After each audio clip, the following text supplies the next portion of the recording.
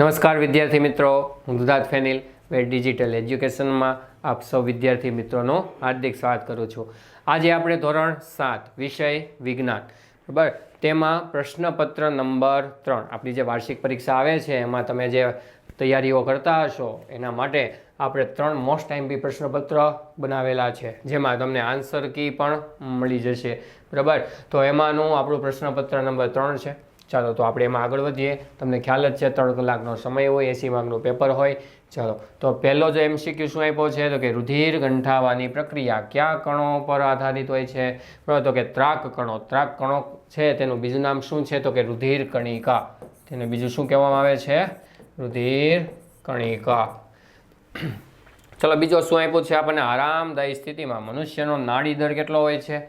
બરાબર, નાડી દર એટલે કે નાડી ધબકાર, બરાબર, તો કે કેટલો હોય? 72 થી 80. અહીંયા આન્સર રોંગ આપેલો છે, અહીંયા ધ્યાન આપતા નહીં તમે, બરાબર. અહીંયા આપણો શું આવશે? આપણો આન્સર 72 થી 80.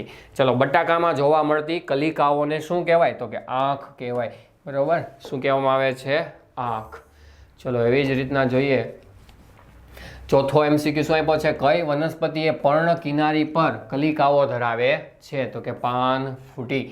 ચાલો પછી એક અગત્યની માહિતી મેળવી લઈએ, બરાબર. ઘણા બધા વિદ્યાર્થીઓનો પ્રશ્ન છે, આ તો એક જ પ્રશ્નપત્ર છે, બાકીના પ્રશ્નપત્ર જોવા હોય તો શું કરવું જોઈએ, બરાબર, અથવા તો અન્ય કોઈ ટોપિક સમજવા હોય તો શું કરવું જોઈએ? તો પ્લે સ્ટોરમાં જઈ વેટ ડિજિટલ એજ્યુકેશન નામની આપણે શું કરવાની? એપ્લિકેશન ડાઉનલોડ કરી લેવાની. તો આ પ્રકારનો સિમ્બોલ આવશે, એમાં ઓપન કરી અને તમારો જે ફોન નંબર છે એમાં ટાઈપ કરી દેવાનો, એટલે શું થશે? OTP આવશે, બરાબર. સેન્ડ OTP પર ક્લિક કરી OTP આવશે, એમાં નાખી દઈ અને એન્ટર આપી દેવાનું, એટલે આપણી એપ્લિકેશન કેવી થઈ જાય? ચાલુ, બરાબર. તો હવે તમારે શું કરવાનું છે તો કે તમારે બધા પ્રશ્નપત્ર જોઈએ છે, દરેક વિષયોના, કોઈ પણ ધોરણ હોય, 6 થી 11ના કોઈ પણ ધોરણો છે, બરાબર, એના તમારા પ્રશ્નપત્ર જોતા હોય તો એની આન્સર કી સહિત PDF મળી રહેશે, બરાબર. આન્સર કી સહિત શું મળશે? PDF. તમારે કાંઈ માથાકૂટ કરવાની રહેશે નહીં. કેમાં? તો કે પેઇડ કોર્સમાં જઈને, બરાબર. અથવા તો કોઈ કન્ફ્યુઝન છે કોઈ ટોપિકનું, કોઈ પણ વિષય હોય, કોઈ પણ ધોરણ હોય, તો એ કેમાંથી જોવા મળશે તમને?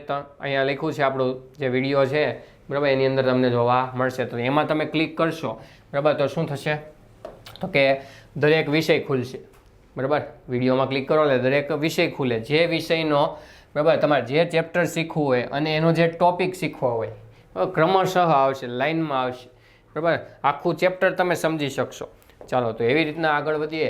તો 5મો MCQ આપણે પહોંચ્યા હતા. એક અમાસ પછી બીજી અમાસ વચ્ચેના સમયગાળાને શું કહેવાય તો કે 1 મહિનો કહેવાય, અથવા તો 1 માસ કહેવાય.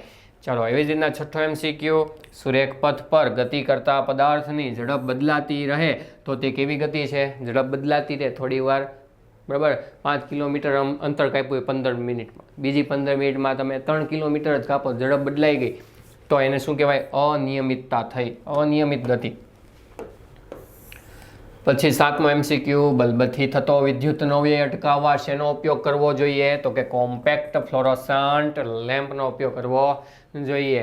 શા માટે? કારણ કે વીજળીનો વ્યય કરશે નહીં, પછી મર્ક્યુરી જેવા ઝેરી વાયુ ધરાવશે નહીં, બરાબર. જો પરિપથમાં ફ્યુઝ લગાવેલો હોય તો તેમાં ફ્યુઝની મર્યાદા કરતાં વધારે વિદ્યુત પ્રવાહ વહેડાવવામાં આવે તો શું થાય? ફ્યુઝ લગાવ્યો છે ને વધુ પ્રમાણમાં વિદ્યુત પ્રવાહ જવા દીધો, કેપેસિટી હતી નહીં, તો ફ્યુઝની અંદર નીચા ગલન બિંદુવાળો તાર છે કેવો થઈ જાય? પીગળી જાય, બરાબર, અને એ તૂટી જાય, પરિપથ થઈ જાય ખુલ્લો, આપણા ઉપકરણને કોઈ નુકસાન પહોંચે નહીં. તો આ ફ્યુઝ છે આપણા માટે ફાયદાકારક છે.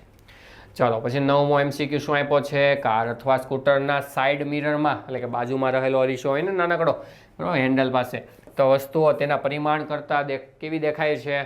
બરાબર, તો કે નાની દેખાય, બરાબર. મોટું વાહન પાછળ આવતું હોય તો આપણને કાચની અંદર તો નાનું થઈને જ દેખાશે. 10મો MCQ, દાંતના ડૉક્ટરનું વિવર્ધિત પ્રતિબિંબ જોવા માટે શેનો ઉપયોગ કરે છે? દાંતનું છે એને શું જોવું છે? વિવર્ધિત પ્રતિબિંબ, એટલે કે મોટું પ્રતિબિંબ જોવું હોય, બરાબર, તો અંતર્ગોળ અરીસો કામનો છે. એના પછીનો પ્રશ્ન 11મો, કેટલાક પ્રાણીઓ બીજા પ્રાણીઓને સાવધાન કરવા ચેતવણી કેવી રીતે આપે છે તો કે ખલેલ પહોંચાડી, એટલે કે નુકસાન કરીને. કઈ રીતના? તો કે પક્ષીઓ નીચે બેઠા હોય તો વાંદરાઓ છે એ શું કરશે? પક્ષીઓની જગ્યા લઈ લેશે, તો પક્ષીઓ અન્ય જગ્યાએ વયા જાય, ઊંચી ડાળીએ વયા જાય, બરાબર. કારણ કે આપણે ભણી ગયા જંગલોનું મહત્વ, બરાબર. એમાં જે મનુષ્યો માયલા જતા હતા, ટીબુન બધા, બરાબર, તો વાંદરાઓ છે એણે શું કર્યું તો કે સંદેશો આપ્યો ઉપર વયા જાઓ, મનુષ્યો હેલા આવે છે, એ પાણા માર્યા વગર રહેશે નહીં, બરાબર, સાવચેત કર્યા કહેવાય. ચાલો, નીચેનામાંથી કઈ વસ્તુ લાકડામાંથી બનતી નથી? બરાબર, તો પ્લાસ્ટિક છે ને લાકડામાં જ બનતું નથી. ચાલો, પછીનો પ્રશ્ન 1નો બ, વ્યાખ્યા આપો કોઈ પણ 4. એ કેટલી વ્યાખ્યા આપી છે? 5. 5માંથી તમારે કોઈ પણ 4 લખવાની છે, બરાબર, દરેકનો 1 માર્ક. હવે પ્રશ્ન નંબર 2 ચાલુ થાય છે. પ્રશ્ન નંબર 2નો અ, એમાં પણ આપણે શું આપ્યું છે? એક વાક્યમાં ઉત્તર, બરાબર, 10 માર્કનો પ્રશ્ન છે. એક પ્રશ્નનો 1 માર્ક. રુધિરના કયા કોષો શરીરમાં પ્રવેશતા જીવાણુઓ સામે લડે છે? બરાબર, તો શ્વેત કણો, બરાબર, WBC. ડાયાલિસિસ શું છે? તો કે કૃત્રિમ મૂત્રપિંડ દ્વારા રુધિર ગાળવાની પદ્ધતિને શું કહેવામાં આવે છે? ડાયાલિસિસ.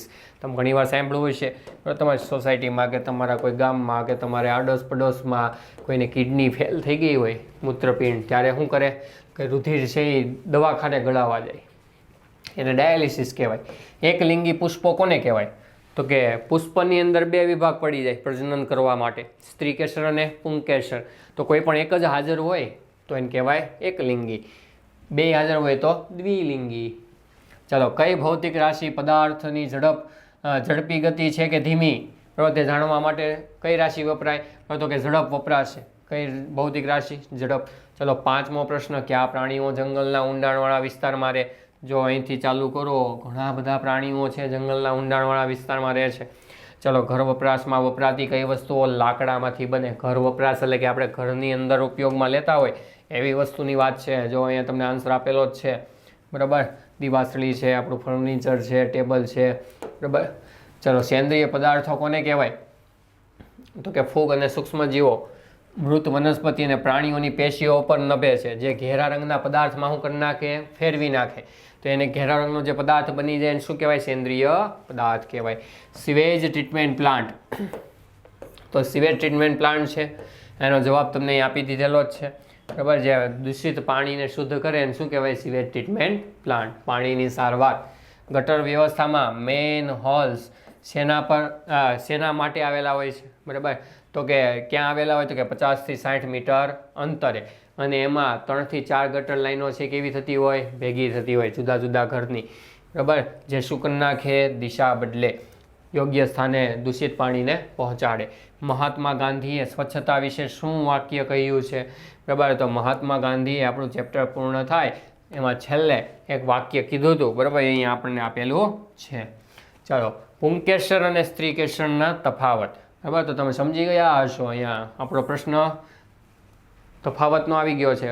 મિનિમમ કેટલા મુદ્દા લખવાના? 2 મુદ્દા તો હોવા જોઈએ. જો 1 અને 2, અહીંયા પણ 1 અને 2, બરાબર. તો આમાં તફાવત તમારે કોઈ પણ 3 જ લખવાના છે. એક તફાવત 2 માર્કનો છે, બરાબર. જો બીજો તફાવત આપી દીધેલો છે, ત્રીજો પણ અહીંયા આપેલો છે અને ચોથો પણ આપેલો છે. ચાલો, હવે પ્રશ્ન નંબર 3 એનો અ, કે પ્રયોગોનું આકૃતિ દોરી શું કરશો? વર્ણન કરશો. ચલો, પહેલો પ્રયોગ આપ્યો છે કોષોમાં પાણીનું વહન દર્શાવવું.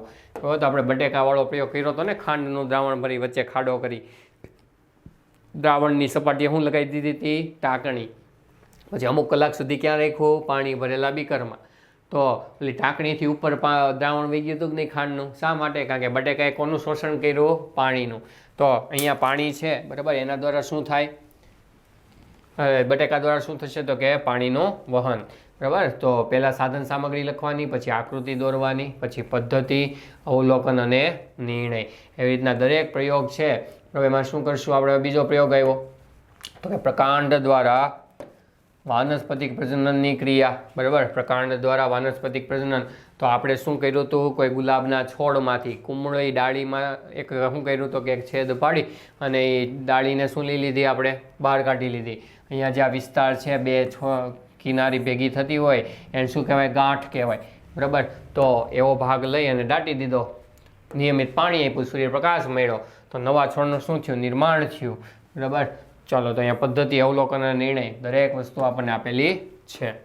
ચાલો, એવી જ રીતના ત્રીજો પ્રયોગ આપ્યો છે આપણને. અંતર્ગોળ અરીસાની સામે વસ્તુ સળગતી મીણબત્તીને જુદા અંતરે મૂકી રાખતા પ્રતિબિંબનો અભ્યાસ કરો. બરાબર. તો જુદા જુદા અંતરે અંતર્ગોળ અરીસા સામે આપણે મીણબત્તી રાખવાની છે. એમાં પ્રતિબિંબ આભાસી મળે છે, વાસ્તવિક મળે છે, ચત્તુ મળે છે કે ઉલટું મળે છે. બરાબર. તો અહીંયા જો અવલોકન કોષ્ટક પણ આપેલું છે આપણને.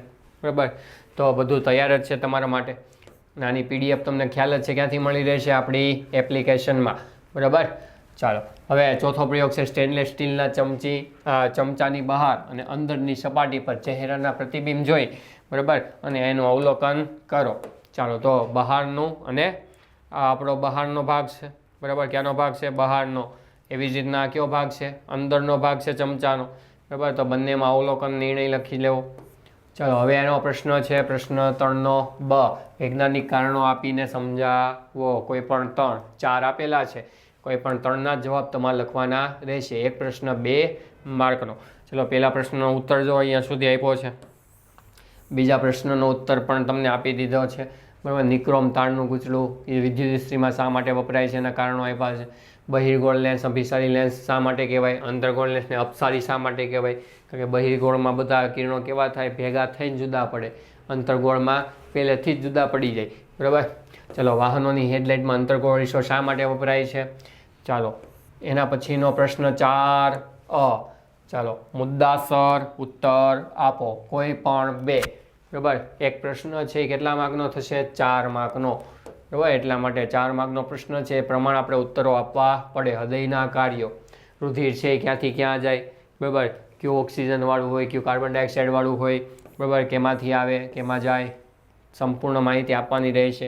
ચાલો વનસ્પતિમાં ઘટકોનું વહન. વનસ્પતિમાં અન્નવાહક પેશી, જલવાહક પેશી કઈ રીતના ઘટકોનું વહન કરે છે એની માહિતી આપશો. પછી પ્રશ્ન નંબર છે 3, પરાગનયનના પ્રકાર આકૃતિ દોરીને સમજાવો. પરાગનયનમાં સ્વપરાગનયન ને પરપરાગનયન. બરાબર. ચાલો તો અહીંયા એને આકૃતિ પણ આપી દીધી છે. હવે પ્રશ્ન 4નો બ, નીચેના પ્રશ્નોના ટૂંકમાં ઉત્તર લખો. ગમે તે 4, 4 દુ 8. 2 માર્કનો એક પ્રશ્ન થયો. ચલો કેટલા પ્રશ્ન આપ્યા છે? કોઈ પણ 4 આપેલા છે 5, કોઈ પણ તમારે 4 જ લખવાના રહેશે. ચાલો જોતા જજો દરેક પ્રશ્ન. બરાબર. પ્રશ્ન 5નો અ, નીચેના પ્રશ્નોના ટૂંકમાં, એમાં કોઈ પણ 3. બરાબર. એ પણ 2 માર્કનો જ એક થશે. 3 દુ 6. ચલો 3 લખવાના છે તો 4 આપ્યા જોવા જોઈએ. જો પહેલો આપ્યો છે એનો આન્સર અહીંયા આપી દીધો છે. બીજો પણ છે એનો પણ આન્સર આપી દીધો છે.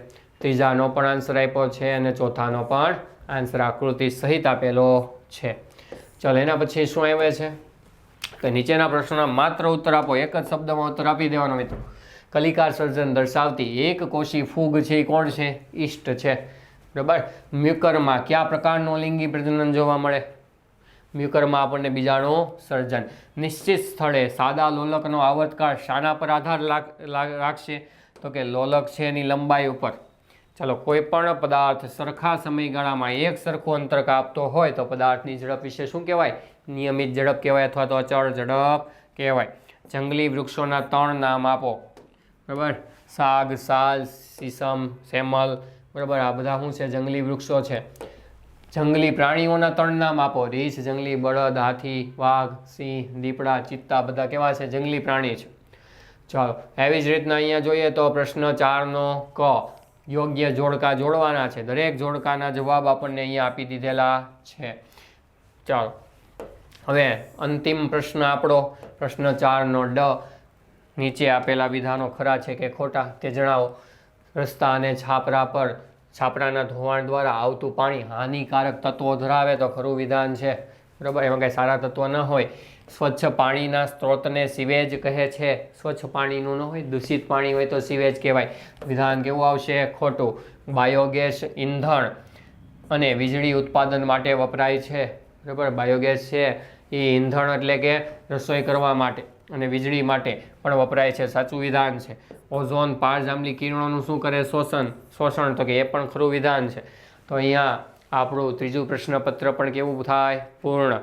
અને આવી જ રીતના તમારે અન્ય ધોરણના જો પ્રશ્નપત્ર જોવા હોય તો તે પણ આપણી એપ્લિકેશનમાંથી તમે જોઈ શકો છો. જય હિન્દ, જય ભારત.